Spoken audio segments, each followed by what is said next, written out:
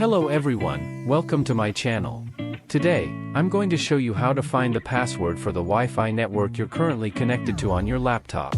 This can be really handy if you've forgotten the password and need to connect another device. Let's get started.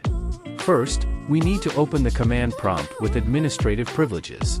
You can do this by searching for CMD in the Start menu or by pressing Windows key +R, typing CMD, and hitting Enter. Now, enter the command displayed on your screen and hit Enter. This command will display a list of all the Wi-Fi networks you've connected to. Find the Wi-Fi network you're currently connected to from the list. Then, type the following command, replacing Wi-Fi name with the name of your network.